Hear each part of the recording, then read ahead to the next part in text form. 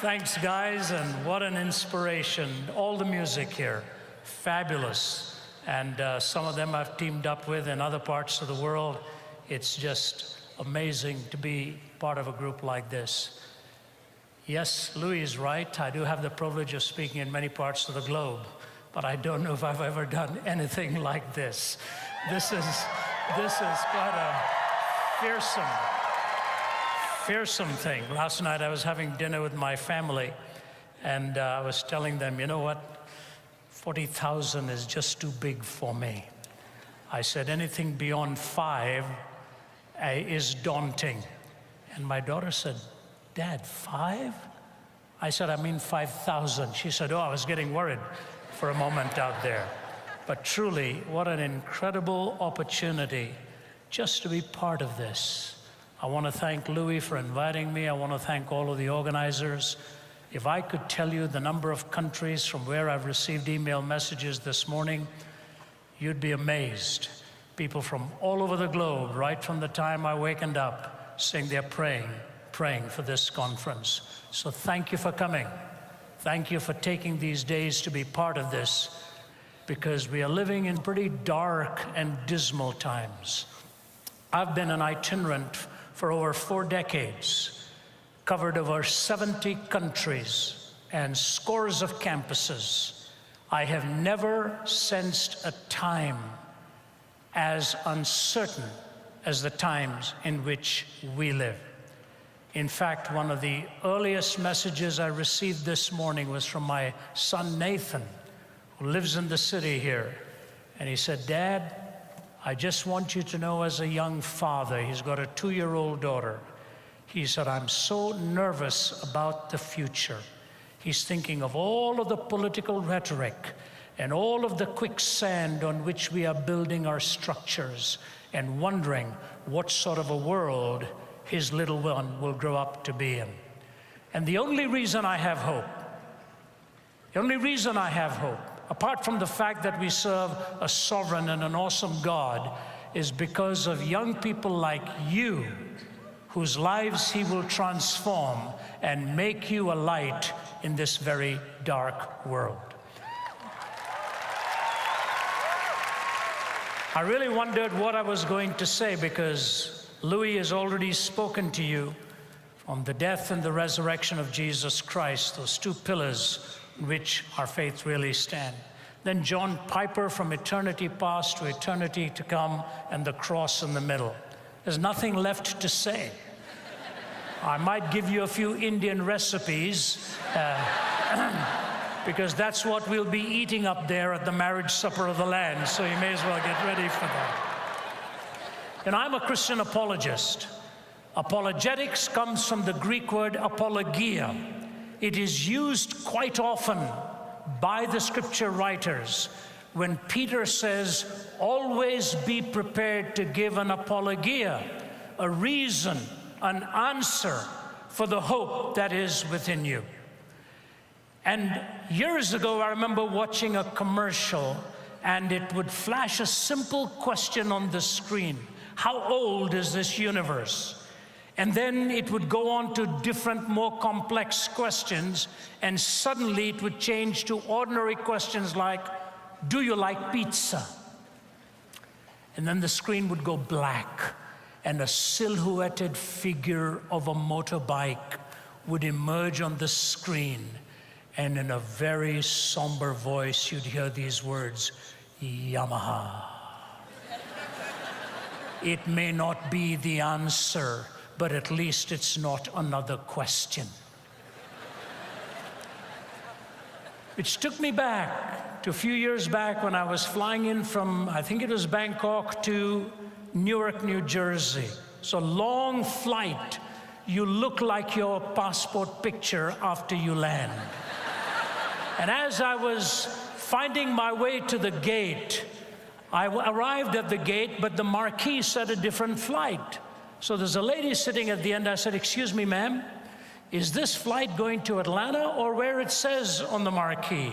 She said, oh, it's going to Atlanta. I said, good. So I turned around to go and get myself a cup of coffee, and I heard the patter of feet behind me. I'm not making up this story. This is exactly what happened. So I'm walking to get a cup of coffee, the patter of feet behind me and a tap on my shoulder, and she said, "Excuse me, are you Ravi Zacharias?" I said, "I'm afraid so." She said, "That's amazing, absolutely amazing. I never thought you had questions as well."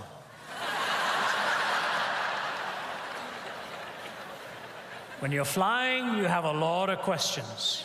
In fact, my journey to Christ began with a series of questions.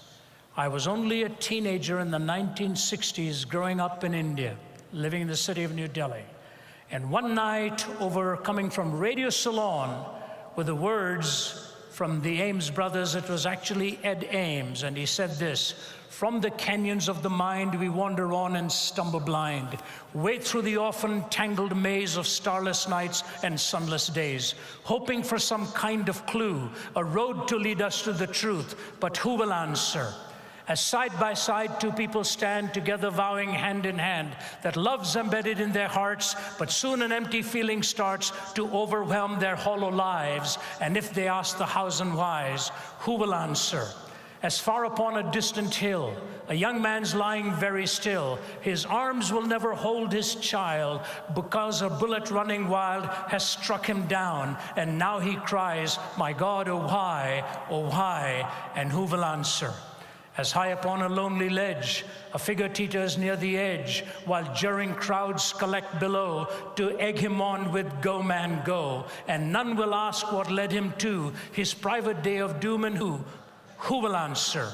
As 'neath the spreading mushroom tree, the world revolves with apathy, while overhead a row of specks roars on, drowned out by discotheques. And if the secret buttons press, because one man has been outguessed, who will answer?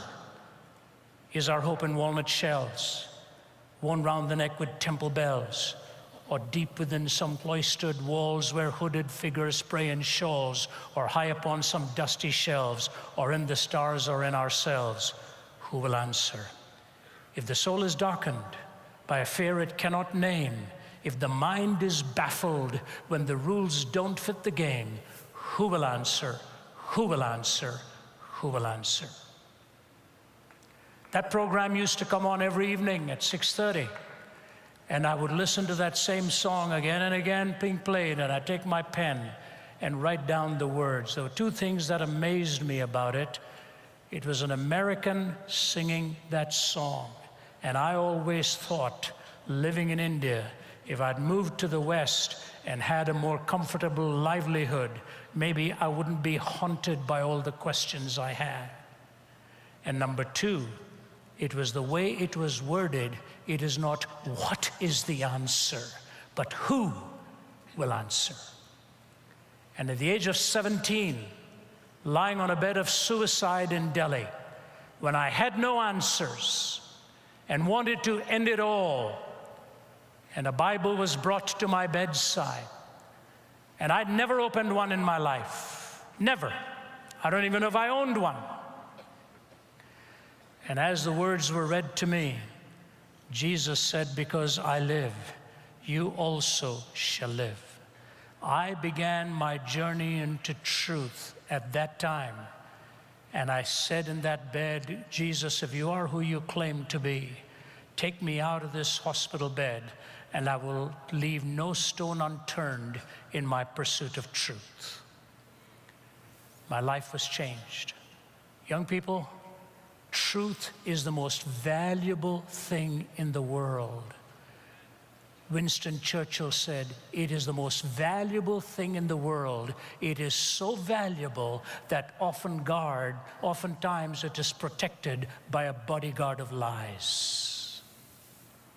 Truth is the most valuable thing in the world.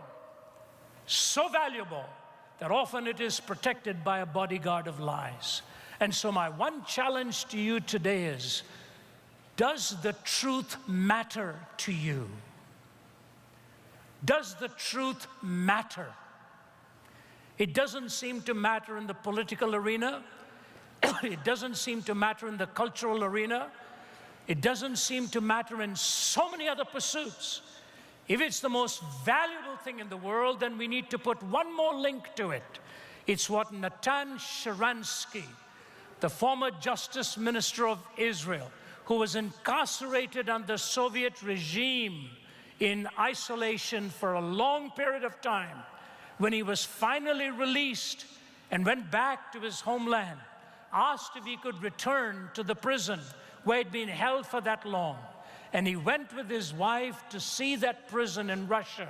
And as he was about to enter, he put his arm out and told his wife, "Please let me do this alone, because this is where my life was changed," pondering what the truth is. He went in there alone and wept over all the hours and days that he'd spent in there. When he came out, he asked for a bouquet of flowers that he could lay at the grave of Andrei Sakharov, the physicist who gave the former Soviets the atomic bomb. And as he laid the flowers on the grave of Sakharov, a battery of microphones was waiting in front of him, and he was asked why. He said this. He said, "Mr. Sakharov, who gave you the atomic bomb, made this comment before he died. He said, 'I always thought that the most powerful weapon in the world was the bomb.' He said, 'I've changed my mind. The most powerful weapon in the world is not the bomb. The most powerful weapon in the world is the truth.'" And so here you have it. It's the most valuable thing in the world. It's the most powerful weapon in the world. And when Jesus says, "I'm the way, the truth, and the life, no one comes unto the Father except through me." And when you look at the story of Jesus' encounter with Pilate in John 18, Pilate asks him the most important question he could have ever asked. He said, "What is truth?" and walked away. Imagine that. Imagine that. Standing in front of him who claimed to be the way, the truth, and the life. And Jesus had said to him, "They that are on the side of truth, listen to me." And so to you this afternoon, I want to present a message within the time that I have allocated here. And the message is, why do I believe Jesus Christ to be the way, the truth, and the life? I have written a lot on the subject. I've written a book on this called Jesus Among Other Gods. I've written one called Why Jesus. None of that material am I bringing to you here today. I'm just taking some existentially relevant ideas that I hope will form the impetus within your life to carry this message everywhere you go. You see, truth is generally measured, tell us the philosophers, in three ways: logical consistency, empirical adequacy, and experiential relevance. Is what you are saying logically consistent? Is it empirically verifiable? Is it experientially relevant? So there's consistency, verifiability, and relevance. May I just take the third of these on the relevance of the message of Jesus and talk to you a little bit about it. Number one is his description of the human condition. No one describes your heart and my heart more accurately than the person of Jesus Christ. You know, yesterday I was talking to a young woman who comes from a completely different faith, from a different part of this world. And as she was talking to me, she said to me, "I never believed in God because of my faith in the icon that I believed in before." She said, "Now, all of a sudden, in following Jesus Christ, I have seen my heart in a way I have never seen it before." It was in the 1980s, during the Cold War, that I had been invited to Warsaw, Poland. It was grim, it was cloudy, it was cold, the Soviet presence already there, very much so, in the early 80s. And I was taken to another city where I was speaking to the Polish gathering. And one day, a man by the medical doctor said to me, "Ravi, have you ever been to Auschwitz?" I said to him, "Yes, I've been to some concentration camps, Buchenwald and Dachau." He said, No. this is a death camp. Have you ever been to a death camp? I said, I don't think so. He said, let me take you there. So we drove. Emotionally, I was totally unprepared for what I was going to see. Totally unprepared. Because Buchenwald, Dachau, and all, as much as they show you something, doesn't show you what Auschwitz does. And as I walked in there, from room to room, the only response is pin drop silence. You see the pictures of young boys that had been castrated by Mengele, standing there as twins photographed like this, with skeletons and their skin tied taut around them, vacant, empty eyes. And you look at what the most educated generation then did to humanity. In one room, there was 14,000 pounds of women's hair stashed behind glass. When the women were taken into the gas ovens, they were stripped of their hair, which was then put into sacks and sold in the marketplace to make money out of all of this. 14,000 pounds of that hair still remained behind glass. They were being exterminated in Auschwitz at the rate of 12,000 every day. They'd be stripped naked and taken into the gas oven, gas rooms, which they were told were actually their showers. And they'd be so tightly packed against each other, flesh to flesh, already just skin and bones. And they would not know what was coming. They were told they were going to get their first shower and all this while. Shaven bald, standing shoulder to shoulder, and the spigots would be turned on. And the gas would start to descend, and somebody would scream, gas! Another 12,000 shoveled out of there. And I remember walking out of there thinking to myself, this is what we are capable of.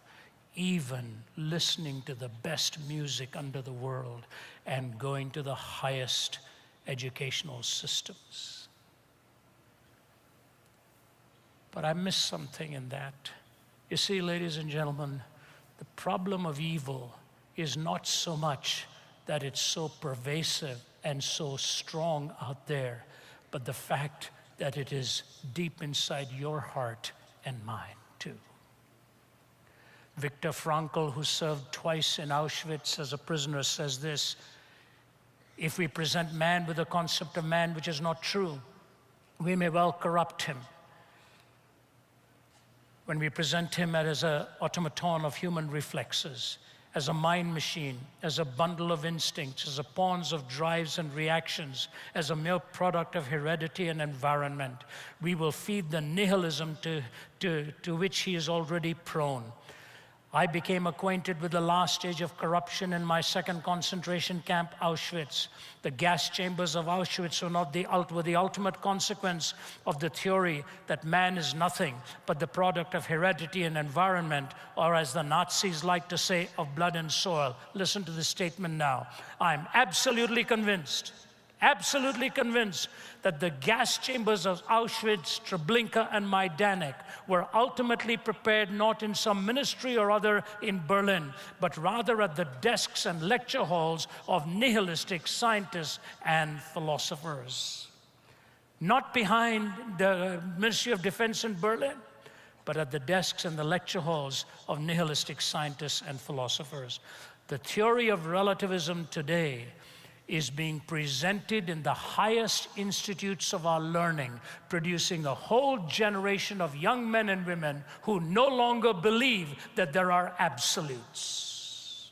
That's where it's happening. The early stages of corruption may be behind lecterns. The end stages is the devaluation, the dehumanization, the denigration, and ultimately the desensitization of your conscience and mind. One of my great heroes was a man called Malcolm Muggeridge.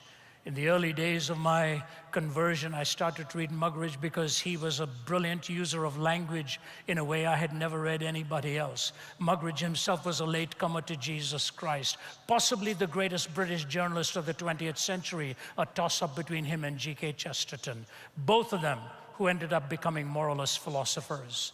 I had the privilege of being with Muggeridge just 9 months before he died at his home in England and spending one of the finest afternoons I'd ever spent in my life as he talked of his younger days and his own wanderings, and we talked about the incident I'm now going to mention to you. When he was a young professor of journalism in India, he loved the Indian people. He stepped out of his quarters one morning and went into the river to swim. And as he was swimming at dawn, way out in the distance, he saw the silhouetted figure of a woman getting into the river far away from him. And he was a lustful type of individual. He decided he would make a go for her. Started to swim in her direction, and he said in his heart there was a voice telling him, no, don't, no, don't. But he said, I smothered that voice and swam as hard as I could in her direction. And as I came closer and closer, the woman herself, of course, probably by this point, stunned that someone was invading her privacy, especially as she saw a white man emerge from the waters. And as he shook the water off his face, all he could see was a woman covering herself like that. And he said, I was shocked that I was looking into the face and the body of a woman with leprosy. Her fingers were gone. Her nostrils were gone. Her lips were gone. Her eyes looked almost like a gargoyle peering out of a wall somewhere. And Muggeridge said, I was on the verge of saying, what a horrible, ugly woman. Till he said, I paused and realized, no, I've got this wrong. It wasn't a horrible, ugly woman. It was this horrible, ugly heart with which I was living. Take the whole issue of pornography today, making its billions with supposedly the most beautiful human beings on the face of the earth, stirring up within you the ugliest passions you can ever have. Passions that no human being can ever fulfill. No human being can ever fulfill, because it takes away the possibility of the impact of a person and puts in its place a feeling, a desire as the supreme pursuit to which you go, which no person can ultimately satisfy. That's what the Bible talks about. Lust of the flesh, lust of the eyes, pride of life. Jesus describes your heart and mine perfectly when he says the heart is sinful and desperately wicked above all things. Do you know when the philosopher Nietzsche in 1900, before he died at the age of 54, said God is dead in the 19th century, and then he went on to say a universal madness will break out in the 20th century, and the 20th century will become the bloodiest century in history.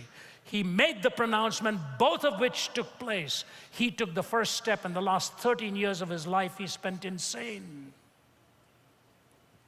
And in the 20th century, we killed more people on the battlefield than the previous 19 put together, and the weapons of warfare are piling up. Take a look at your heart. You know why? On the day you see your heart as desperately wicked in need of a Savior, you could become an answer rather than just another question.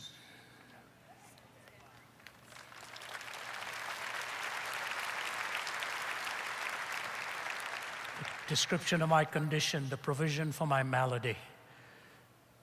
This is the only answer in the world that offers you a Savior.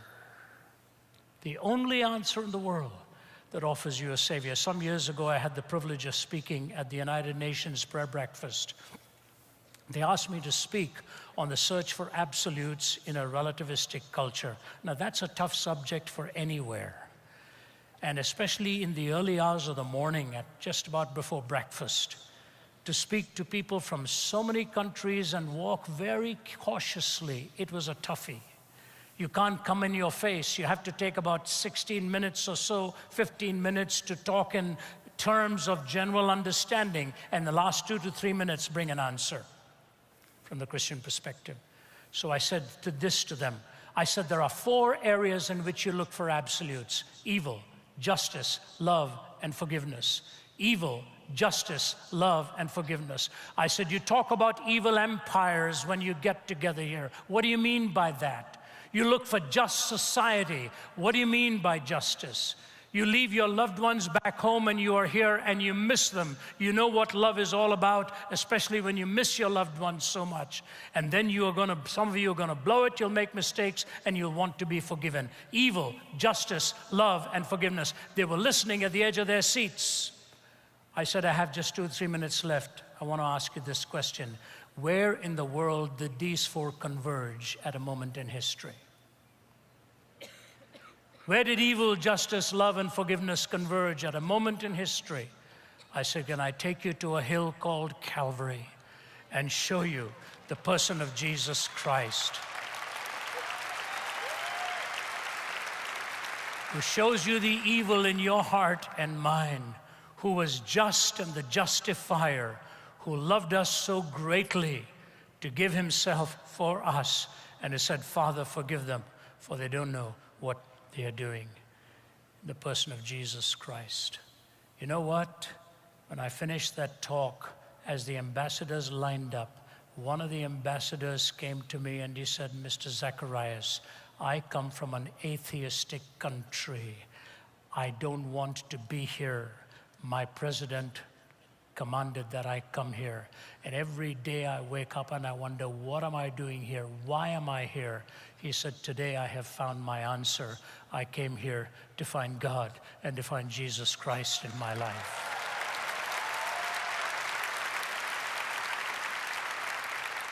One more simple illustration. Years ago, I had the privilege of being at a gathering in Ramallah, Jerusalem, talking to one of the four founders of Hamas. I was taken by some friends, and he was agitated. He'd served years in prison, solidly built guy. He'd lost several of his children, and at the end of it, the leader of our group asked if each one of us five had a question for him. Because it was a private meeting, I won't tell you what my question was, and nor will I tell you his answer. But when he finished answering, I looked at him and I said, Sheikh, I don't like your answer. I really don't like your answer. I said, but let me tell you something, and you and I may never see each other again. Not far from where you and I are sitting is a hill. 3,000 years ago, a man by the name of Abraham took his son up that hill. Please, let's not debate right now which son it was. And he just looked at me. I said, we know he took his son up that hill to offer him as a sacrifice of his faith in God. And just as the axe is about to come down, God says, stop, stop. I myself will provide. I said, do you remember that story? He said, yes. I said, we are sitting very close to another hill. 2,000 years ago, God took his own son up there and provided what he promised he would. Sheikh, my comment to you is this: until you and I receive the son that God has provided, we will be offering our own sons and daughters on the battlefields of this world for position, for power, and for land, and for prestige.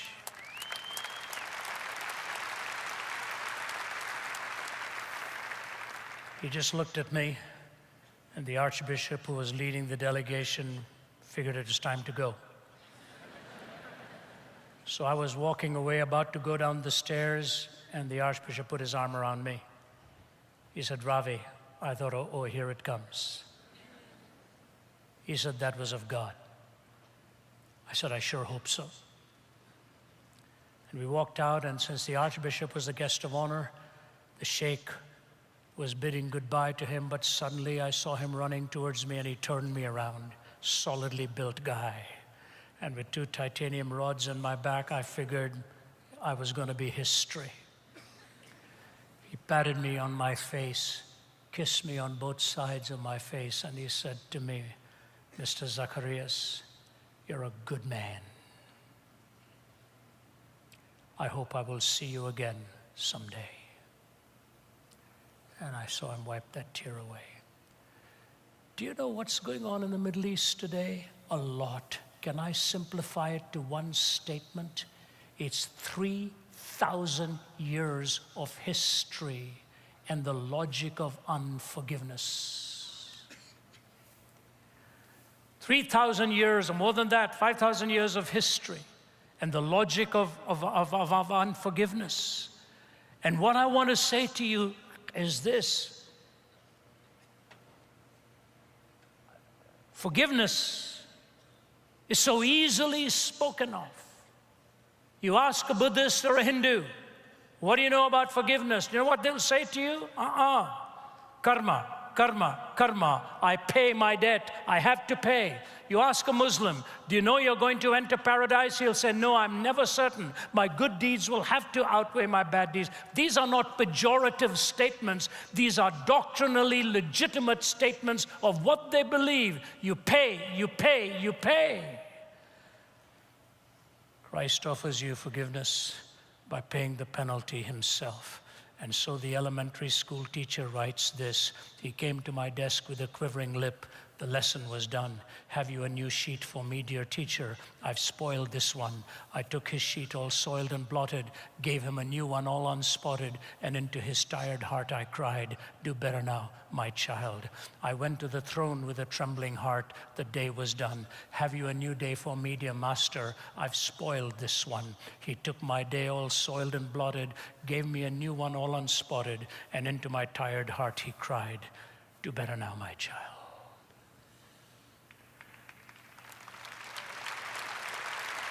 God's forgiveness is his provision for you and for me. Thirdly, his equipment in suffering. His equipment in suffering. I wrote a book along with my colleague from Oxford, Vince Vitale. It's called Why Suffering? And one of my chapters included how the various other worldviews deal with suffering. There are no answers there. There are no answers there. But you turn to the gospel writers and you turn to the teachings of Jesus, who reminds you and me that he took our suffering, took our wounds, took our transgressions, and not only that, how he equips us, how he empowers us, how he indwells us in order to be able to walk through this lonely life and through this journey. You may be feeling some pain today. I don't know what it is. It may be a relationship that is just broken. It may be lines you have crossed. It may be physical maladies that you're nurturing. It may be financial struggles. It may be your home that you're weeping over and struggle to find some positive responses in a time like this. Suffering is a real part of life. We feel it again and again and again. Prior to my first back surgery, after I injured my back, I remember the days I would sit in my car and pull over into a parking spot and put my head on the steering wheel and just cry my heart out with the agony with which I was having to live, and traveling wasn't helping me any. Pain is a terrible thing, and you take that pain into your heart, it becomes almost unbearable at that point, and life is punctuated by suffering. But I want to tell you something that no other worldview will give to you this response. I want you to listen to me very, very carefully. This is written by James Stewart of Scotland. Brilliant thought. It is a glorious phrase that our Lord led captivity captive. The very triumphs of his foes it means to use for their defeat. He compelled their dark achievements to subserve his ends, not theirs. They nailed him to the tree, not knowing that by that very act they were bringing the world to his feet. They gave him a cross, not guessing that he would make it a throne. They flung him outside the gates to die, not knowing that at that very moment they were lifting up all the gates of the universe to let the King of glory come in. They thought to root out his doctrines, not understanding that they were implanting imperishably in the hearts of men the very name they intended to destroy. They thought they had God with his back to the wall, pinned and helpless and defeated. They did not know it was God himself who had tracked them down to that point. He conquered not in spite of the dark mystery of evil, he conquered through it. He conquered not in spite of the dark mystery of evil, he conquered through it. Through the process of suffering, you realize how finite you are and how desperately you need the very presence of God to carry you through. The hymn writer Annie Johnston Flint, who was orphaned early in life and then later on had rheumatoid arthritis, lost control over internal organs, became incontinent, blind, and cancer invaded her body. Her biography is called The Making of the Beautiful. Orphaned, incontinent, arthritic, cancerous, blind. She wrote many hymns. One of them was this: He giveth more grace when the burdens grow greater. He sendeth more strength when the labors increase. To added affliction he addeth his mercy. To multiplied trials his multiplied peace. When we have exhausted our store of endurance, when our strength has failed ere the day is half done, when we reach the end of our hoarded resources, our Father's full giving has only begun. His love has no limit, his grace has no measure, his power has no boundaries known unto men. For out of his infinite riches in Jesus he giveth and giveth and giveth again.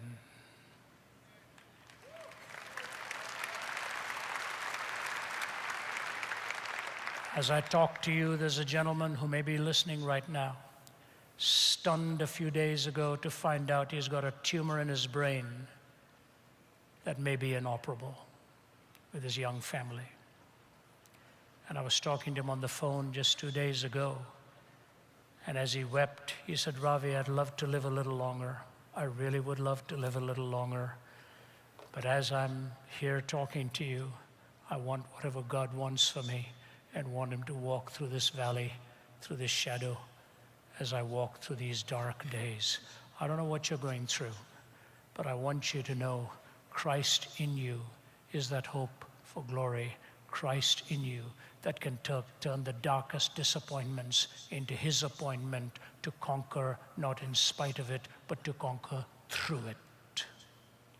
So here it is. He describes your condition, provides for your malady, provides equipment in suffering. Fourthly and quickly, how he bridges time. Please listen to me, because my final point is on the verge of starting and it'll be important. How he bridges time. The existentialist lives for the moment.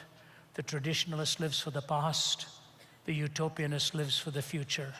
The existentialist for the present. The utopianist for the future. The traditionalist for the past. And as I look at what Jesus did for you and for me, he took bread, and when he broke it, go back for a moment. Existentialist for the moment, traditionalist for the past, utopianist for the future. He took bread and broke it, said, as often as you eat of this bread and drink of this cup, now you proclaim the Lord's death in the past until he come in the future. He gave meaning to all of time. You see, time is the canvas on which you present your portrait. Eternity is the keyhole that takes you into the gallery that gives you the whole story. You may just think it's your story right now.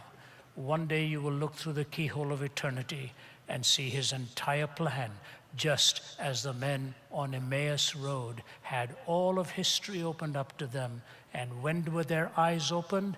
When he broke that bread. And suddenly, all of history was opened up to them. Young people, don't forget the past.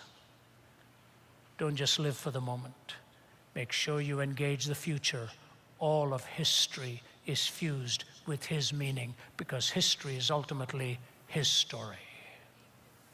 It's his story.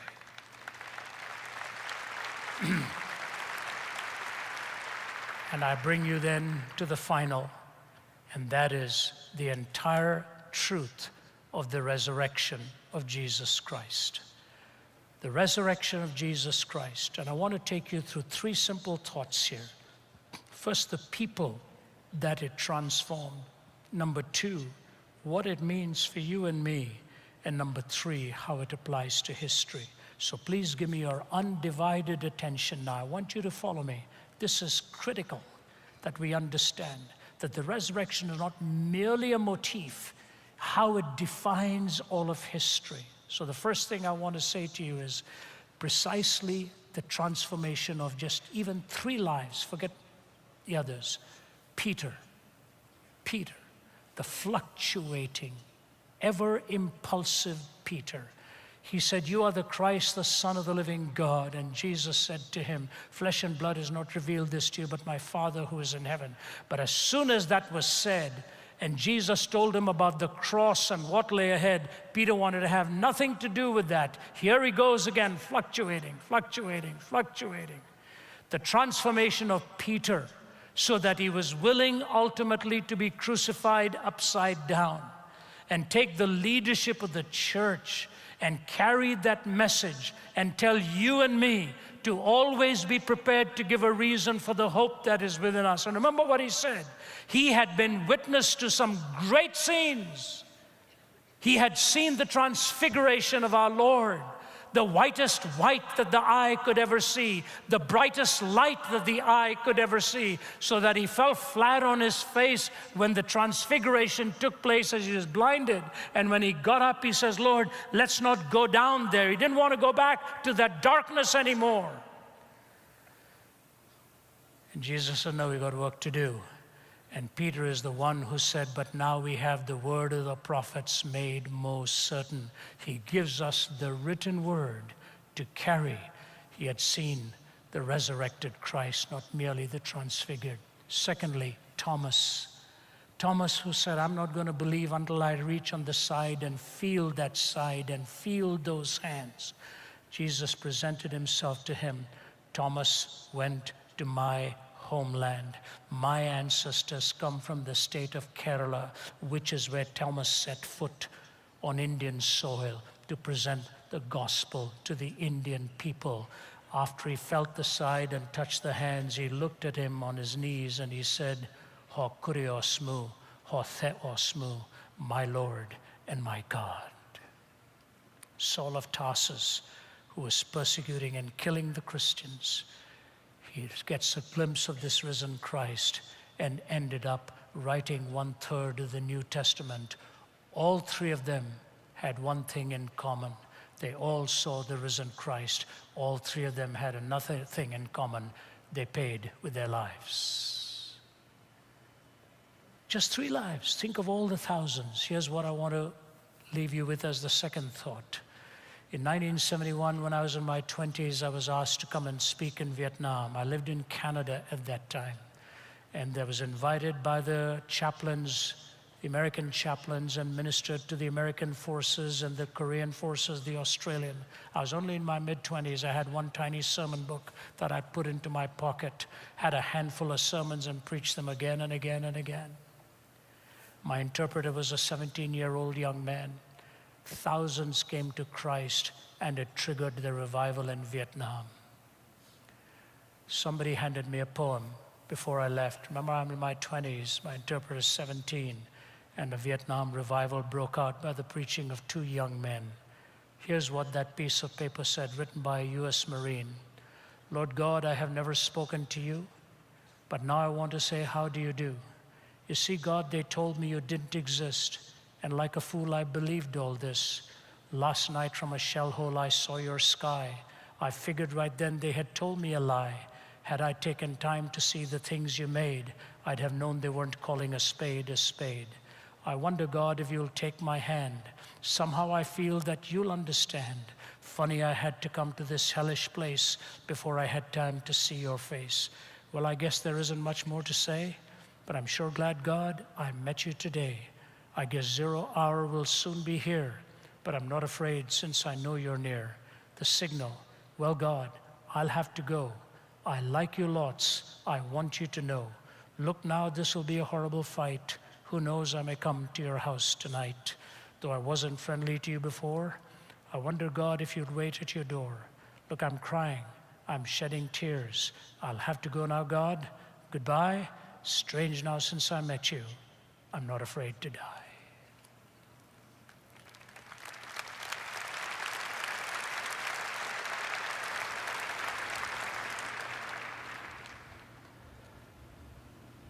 It's an amazing little statement, and I want to just read it for you, but I want to make sure I get it right.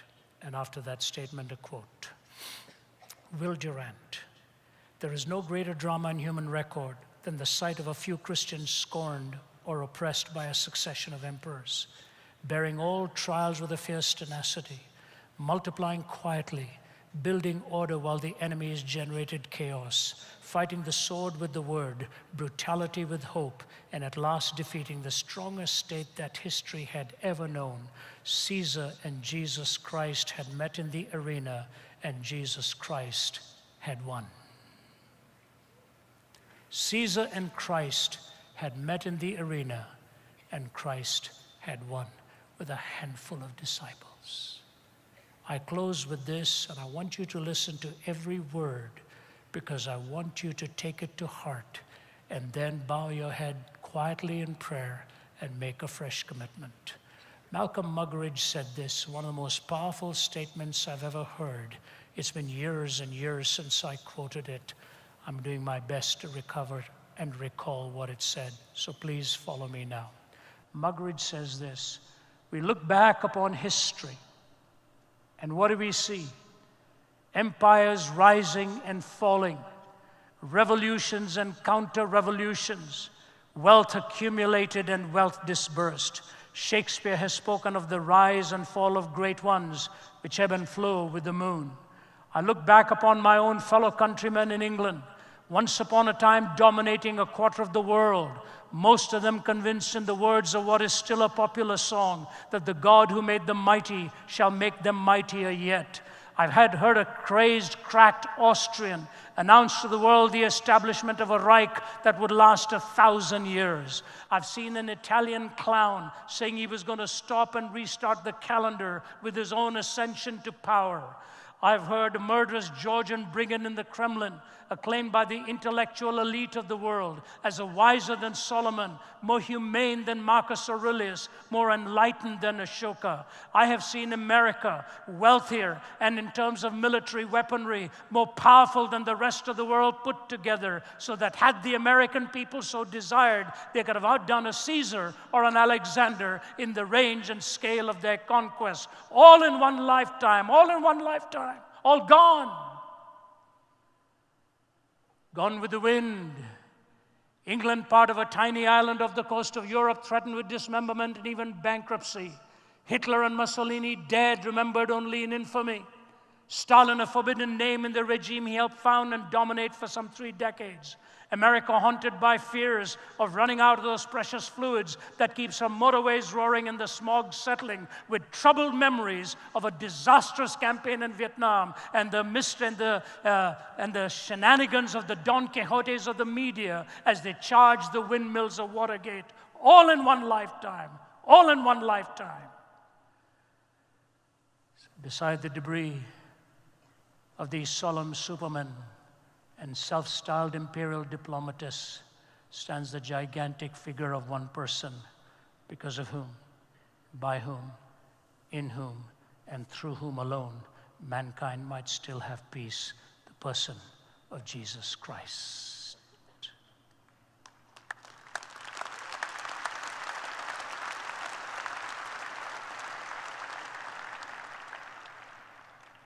Ladies and gentlemen,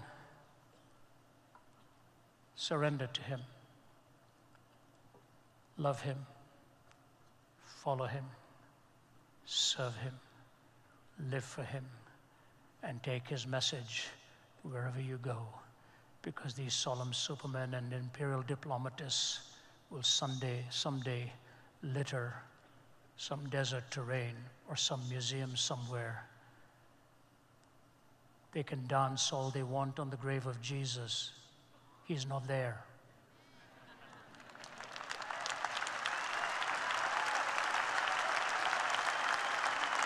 He rose again. He describes your heart. He provides for your malady. He equips you in suffering. He puts meaning into every moment in history. And He conquers death through the resurrection from the grave. Those are only a handful of thoughts. There's a lot more that I could say. God bless you.